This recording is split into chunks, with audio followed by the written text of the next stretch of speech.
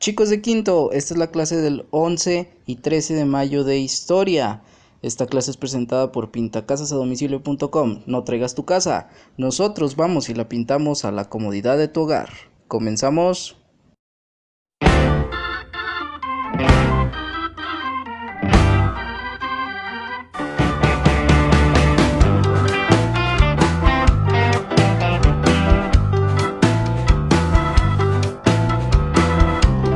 Entonces, chicos, espero que ya tengan ahí listo su libro de historia y vamos a leer, vamos a retomar antes de comenzar a leer esta página, la 132. Vamos a retomar un poquito en dónde nos quedamos en esta historia de la revolución, ¿verdad?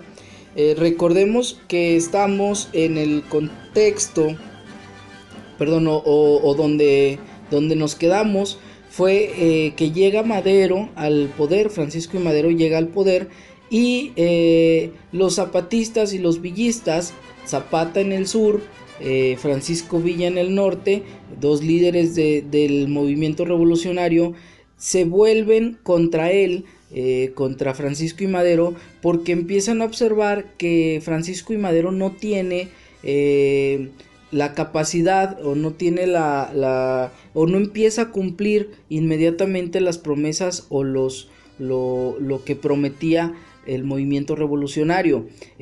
Pero también recordemos que para Francisco y Madero pues era prácticamente imposible el empezar a repartir tierras, el empezar a mejorar el país, el poner en plan el poner en marcha un plan educativo y todo esto, porque la revolución había dejado mucha carencia.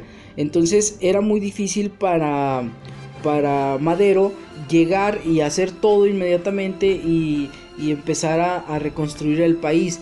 Entonces, al ver que no se cumplen muchas de las promesas que se habían hecho durante la revolución, entonces lo que pasa es que Zapata y Villa se vuelven contra Francisco y Madero, pues para tratar de derrocarlo ahora a él, ¿verdad?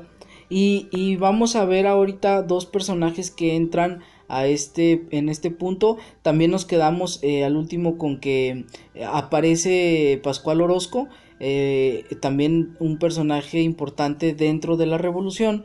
Y ahorita vamos a observar, por lo que acabo de leer aquí en su libro, nos va a hablar de Victoriano Huerta y de Venustiano Carranza, y también cierto papel que tomaron estos personajes durante la revolución. Vamos a leer aquí y luego ahorita les digo qué vamos a hacer. Dice Victoriano Huerta y la decena trágica. La decena trágica pues es un hecho que ahorita nos va a contar aquí, es un hecho que toda la gente lo recuerda así. Dice: los triunfos obtenidos por Victoriano Huerta frente a los orosquistas lo convirtieron en el gran líder militar que el ejército buscaba. Esto fortaleció la independencia de los militares y también fortaleció a Huerta, quien ahora los controlaba. Por otro lado, el gobierno de los Estados Unidos creía que el movimiento revolucionario afectaría los intereses de las compañías norteamericanas y apoyaron a Victoriano Huerta. Recordemos que una de las cosas por las que, o una de las causas de la revolución era precisamente que la inversión extranjera era mucho más fácil de llevar a cabo, es decir, era mucho más fácil para un extranjero poner una empresa o una compañía aquí y luego con sueldos muy bajos y con mucha desigualdad e injusticia hacia los mexicanos. Así, soldados fieles a Huerta entraron al Palacio Nacional y aprendieron a Francisco y Madero junto con el vicepresidente Pino Suárez, obligándolos a presentar su renuncia. A ellos dos los asesinaron 4 días después, el 22 de febrero de 1913, en la Ciudad de México, un crimen que conmovió a todo el país y que provocó el derrame de mucha sangre durante 10 días. Este episodio fue recordado con el nombre de la decena trágica. ¿Qué caracterizó al gobierno de Huerta? Bueno, es lo que les decía, este episodio, pasaje revolución es recordado como la decena trágica porque hubo 10 días de mucha sangre, de mucho conflicto y en realidad al fin y al cabo no se veía nada cierto para México, ¿verdad? Seguían estando estos dos personajes importantes, Villa, Zapata, aparece Huerta, está también Venustiano Carranza, está todavía Orozco, acababan de asesinar ya a Madero, igual asesinaron a Pino Suárez junto con Madero, entonces no había nada cierto. Los gobiernos extranjeros, sobre todo el de Estados Unidos, pues apoyaba a Huerta, pero, pero en realidad pues tampoco había certeza de lo que iba a pasar para México. ¿Qué caracterizó al gobierno de Huerta? Durante 17 meses la administración fue completamente dictatorial. Sus principales características fueron persiguió y amenazó, igual torturó a los diputados y en general a cualquiera que se le opusiera. Devolvió el Congreso y la Cámara de Diputados, disolvió el Congreso y la Cámara de Diputados y los encarceló, es decir, deshizo, les quitó el organismo y les quitó el poder a los diputados y los encarceló.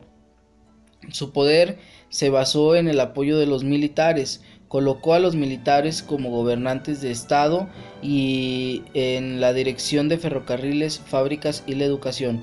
Es decir, era un gobierno completamente militar, el de Huerta. Huerta se encargó de poner a todos lo que hoy conocemos como secretarios, que el secretario de Educación, que el secretario de Comunicaciones y Transportes, que el secretario de Salud, lo que hoy conocemos como secretarios. Bueno, lo que hizo Huerta fue poner a puros militares, y como Huerta tenía el apoyo de todo el ejército, que ya estaba fortalecido una vez que asesinaron a Madero y a Pino Suárez, pues tomaron mucho poder. Entonces el gobierno era completamente militar, ¿verdad? Además de que tenía el apoyo de los Estados Unidos. Victoriano Huerta realizó lo necesario para asumir legalmente la presidencia y envió un comunicado a todos los gobernadores con la noticia, pero su traición era evidente y de inmediato tuvo que enfrentarse a quienes no lo aceptaban, es decir, los gobernadores que no lo aceptaban en todo el país, ¿verdad? Vamos a ver, Venustiano Carranza, aquí entra este personaje muy importante y sobre todo muy importante para ustedes también que conozcan su historia, porque formó parte también de aquí del norte del país y sobre todo en Coahuila.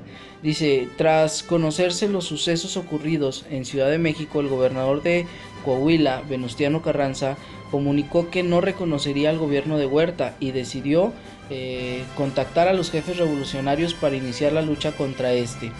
El primer aliado de Carranza fue José María Maytorena, gobernador de Sonora, con el apoyo de sus oficiales más destacados, Álvaro Obregón, Plutarco Elías Calles, Benjamín Gil y Salvador Alvarado. Todos tendrían gran participación en los años venideros. También se unieron a la causa carrancista el líder de Chihuahua, Pancho Villa, así como Álvaro Obregón, mientras en el sur los huertistas, es decir, la gente de Victoriano Huerta, trataron de convencer a Emiliano Zapata de unirse a ellos. Sin embargo, los rechazó, con lo cual había dos frentes de guerra.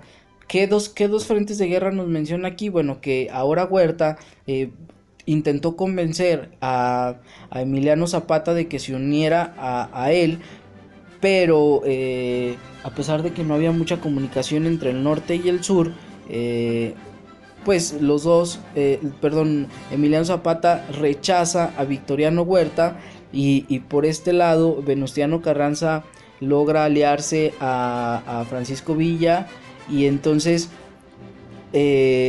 ahora tienen dos frentes de guerra, es decir, ahora está Zapata en el sur y Francisco Villa en el norte, como siempre lo fue, pero ahora contra Victoriano Huerta. El plan de Guadalupe, una vez reunido el ejército, Carranza anunció el plan de Guadalupe. Este fue aceptado por los líderes que lo acompañaban, como líderes como José María Maytorena, como Francisco Villa, como Álvaro Obregón, Plutarco Elias Calles, Benjamín Gil, todas estas personas que apoyaron a Carranza, ¿verdad?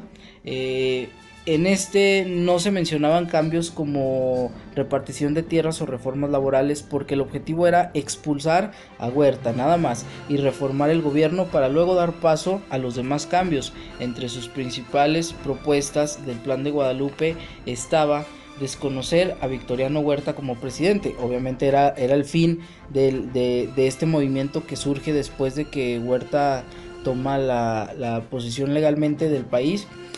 Autorizar a Venustiano Carranza a reunir un ejército, nombrar a Carranza como jefe del ejército constitucionalista y solicitar el apoyo de la reunión de todos los gobernadores del país. El ejército reunido pasó a llamarse Ejército Constitucionalista, ya que defendía la Constitución e inició el avance hacia la Ciudad de México, donde tendrían éxito expulsando a Huerta del país.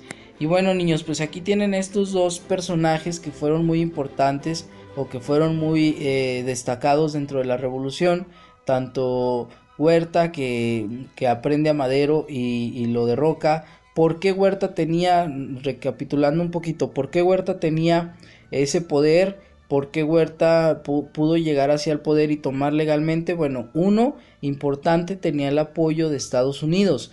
Dos, tenía el apoyo y fortaleció al ejército. Por esas dos razones logra llegar al poder, logra aprender a Francisco I. Madero y a su vicepresidente Pino Suárez, los mata, se viene una tragedia de 10 días muy fuerte. Entonces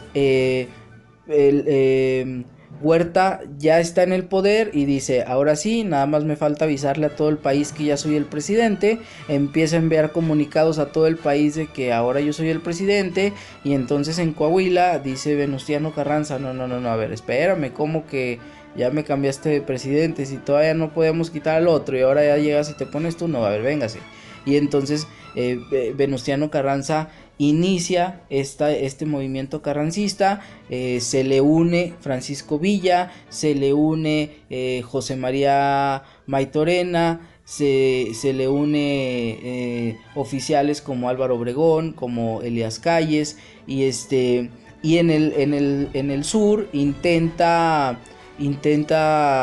Huerta convencer a Zapata de que se le una. Zapata lo rechaza. Entonces otra vez empiezan a luchar en conjunto, entre comillas, porque claro que también dentro de ellos había intereses distintos, algunos intereses pues que no estaban del todo alineados. Villa y Zapata, me refiero a ellos, y también en este caso Venustiano Carranza.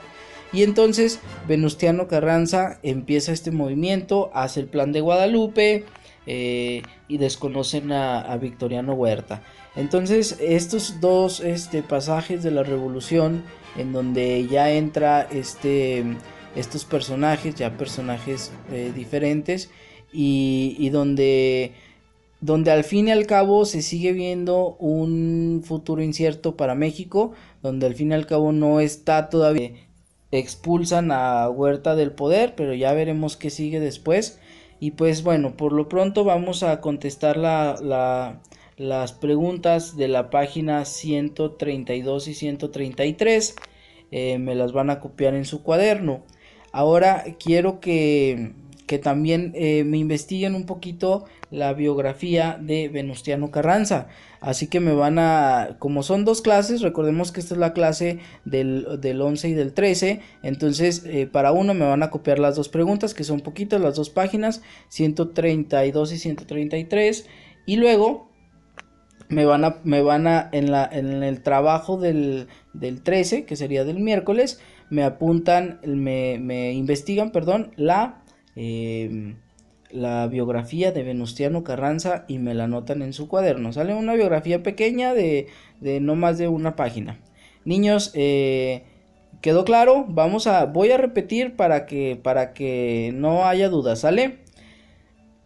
Preguntas de la página 132 y 133 copiadas en su cuaderno. Y biografía de Venustiano Carranza también anotada en su cuaderno. Recuerden poner título, fecha, ya se saben todo el formato de su libreta. Me mandan su trabajo, tenemos hasta el sábado para enviarlo y nos vemos en la próxima clase, niños. Adiós, bye bye.